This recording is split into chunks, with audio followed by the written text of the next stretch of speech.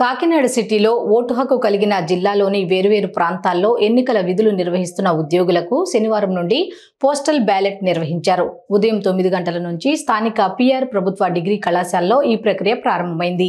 City నియోజకవర్గ returning అధికారి J Venkatrao ఇతర ఎన్నికల అధికారులు ఓటింగ్ విధానాన్ని అక్కడ ఏర్పాట్లను పర్యవేక్షించారు. సాయంత్రం 6 గంటల వరకు ఈ ఫెసిలిటీస్ సెంటర్లో ఓటు హక్కు వినియోగించుకునే అవకాశం ఉంది. తొలి రోజైన శనివారం పీఓ, ఏపీఓలో ఓటు హక్కు వినియోగించుకున్నారు.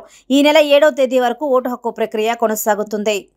ఎలక్షన్ డ్యూటీలో ఉన్నటువంటి వివిధ బాధ్యతలు నిర్వహిస్తున్నటువంటి ప్రభుత్వ ఉద్యోగులు, అంతేకాకుండా ఎలక్షన్ డ్యూటీలో నిమగ్నమైనటువంటి ఇతర కేటగిరీకి చెందినటువంటి వీడియోగ్రాఫర్లు కానివ్వండి, డ్రైవర్లు కానివ్వండి, ఆర్టీసీ వాళ్ళు కానివ్వండి, పోలీసు వారు కానివ్వండి, వారందరికీ కూడా ఓటు హక్కు కల్పించాలనే ఉద్దేశంతో ఈరోజు అలాగే రేపు ఎల్లుండి 4, 5, 6 తారీఖుల్లో ఎవరెవరికైతే కాకినాడ సిటీ కాన్స్టిట్యున్సీలో ఓటు ఉందో వారందరికీ ఓటు సదుపాయం ఈరోజు ఇక్కడ కల్పించడం జరిగింది. పీఓలు, ఏపీఓలు అలాగే ఓపీఓలు కూడా ఇక్కడ ఇస్తారు. అదేవిధంగా 7, 8 తారీఖుల్లో వేరే జిల్లాలలో ఓటు ఉండి ఇక్కడ పనిచేస్తూ ఫారం 12 ఎవరైతే అప్లై చేసుకున్నారో వారందరికీ 7, 8 తారీఖుల్లో కూడా ఇక్కడ ఓటు వేసుకునే సౌకర్యాన్ని కల్పించడం జరిగింది.